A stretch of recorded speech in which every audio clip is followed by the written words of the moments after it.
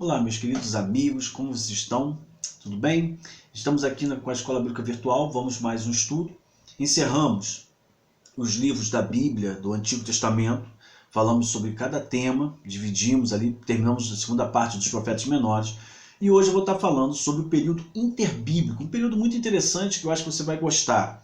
Então, antes da gente começar, e no final eu vou lembrar, dá um likezinho, compartilha para que mais pessoas possam vir, e chame pessoas para que possam participar e aí se interessar e quem sabe trazer dúvidas, sugestões de estudos que seriam interessantes. Você tem uma dúvida sobre a Bíblia, você quer aprender alguma coisa, coloca aí e a gente vai trabalhando, ok? Sempre buscando conhecimento bíblico, nunca de religião, nada, da Bíblia, para que você possa compreender melhor. Hoje eu vou falar do período interbíblico. O que é o período interbíblico?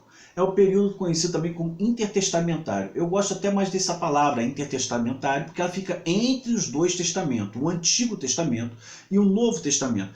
Interbíblico parece que está entre a Bíblia, né? E não há uma Bíblia do Novo Testamento, não há uma Bíblia do Antigo. A Bíblia é a composição de 66 livros. Então, eu prefiro interbíblico. Esse também é conhecido como o 400 anos de silêncio. Esse período. Por quê? Porque foram praticamente 4 séculos que não houve livros escritos como os que constam na Bíblia e não houve também profecia como existiu na Bíblia, e a gente acabou de ver aí nesses estudos sobre os profetas maiores e menores. Também é conhecido como o período do silêncio profético. Não houve um profeta que Deus levantou e falasse para o povo. Então, o período interbíblico abrange isso. É o final do Antigo Testamento, o final da profecia, o Antigo Testamento encerra ali, e vem o Novo, que é com o nascimento de Cristo. Então fica nesse período aí, que não é só um período, há uma mudança de mentalidade mundial. O mundo muda politicamente também falando. O que acontece nesse período que vai acontecer? O povo de Israel tinha sido dominado pelos assírios. O povo judeu tinha sido levado para o cativeiro babilônico, e nesse período é quando acabou o Império Persa, que faz com que o povo judá volte para restaurar Jerusalém e o templo, e Alexandre o Grande está surgindo. Alexandre o Grande surge vindo da Macedônia, e ele vai ser o grande estadista, vai ser um grande líder. Ele, em pouco tempo, ele conseguiu fundar 14 cidades-estados. Eu vou falar depois mais especificamente sobre o período interbíblico, cada tópico, que são 4 épocas diferentes, mas para que você possa entender, é com Alexandre o Grande, quando ele chega, que ele vai se tornar o senhor de todo o Antigo Oriente. Ele vai começar caminhando para tentar chegar até a Índia, ele vai caminhando para ampliar o seu reino. Ele vai fazer mudanças importantes. Ele começa primeiro ganhando 3 batalhas contra os persas em 331, 333 e 334 a.C., Arbela, Issos e Grânico.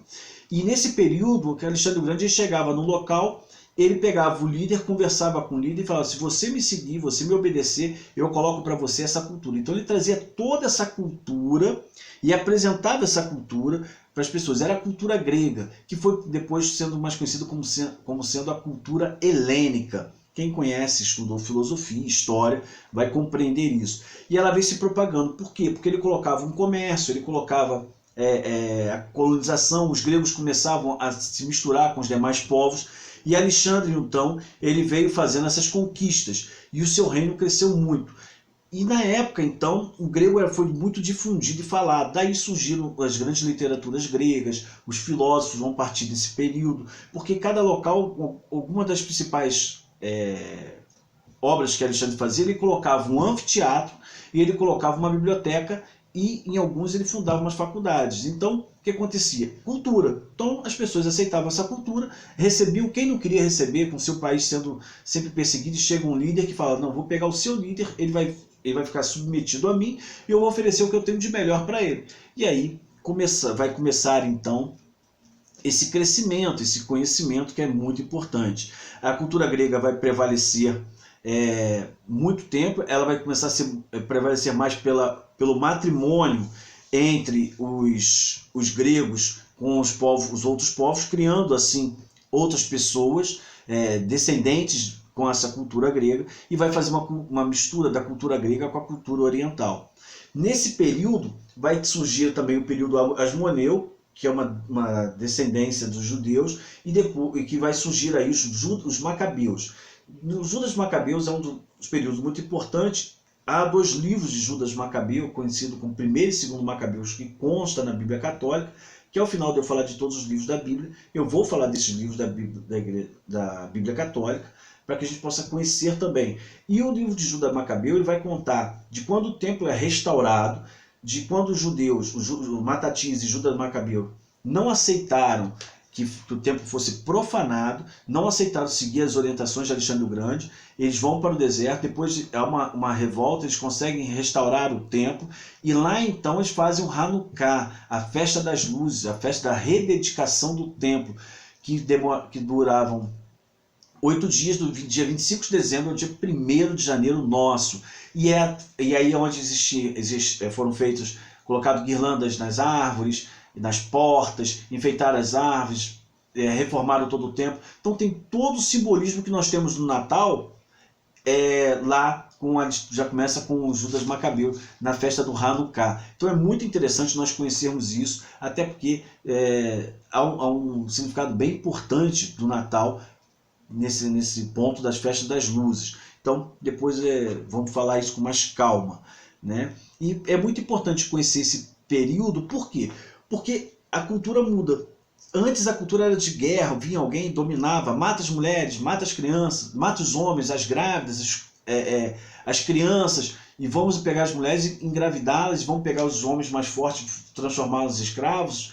A ideia era essa, queimar a cidade. Alexandre falou, não mata ninguém, vamos lá e vamos conquistar, vamos oferecer, ele vai passar a prestar conta a mim. Então muda, então a cultura amplia, eles começam a ter mais conhecimento, e isso fica bem importante para o povo.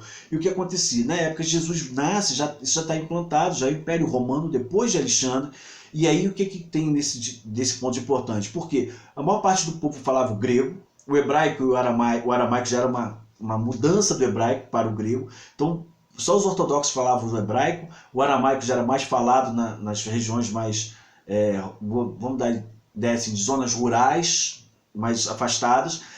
O povo falava o grego, grande parte do povo falava o grego, havia até escravos que falavam grego. Em consequência, o Império Romano e os mais letrados falavam latim. Então há essa mudança que Jesus vem, e por isso é importante. Por isso que o Antigo Testamento é escrito em hebraico e aramaico, e o Novo Testamento é escrito em grego. O aramaico do Antigo Testamento só é algumas partes, não são muitos não, algumas partes que tem. E é muito importante a gente entender porque essa cultura mudou e Jesus vem dentro de um novo contexto cultural e político. Então isso é muito importante conhecermos antes de entrar no Evangelho de Mateus e começar o Novo Testamento. Espero que você tenha gostado. A gente vai fazer um estudo mais detalhado, depois eu vou fazer sobre o período interbíblico ou intertestamentário, e você vai conhecer melhor. Se você gostou ou não, coloque aí, dê o seu likezinho, compartilha, coloque suas dúvidas, coloque sugestões que você gostaria, e eu vou vendo aqui o que eu posso fazer, e eu espero poder ter esse feedback de vocês para a gente poder crescer, acompanhar mais e poder explicar. Eu quero que você conheça a Bíblia, e não que você seja induzido por alguém, mas que você possa, quando pegar a Bíblia, compreender o que você tem na sua mão e como ler, ok? Um abraço para todos vocês e até a próxima.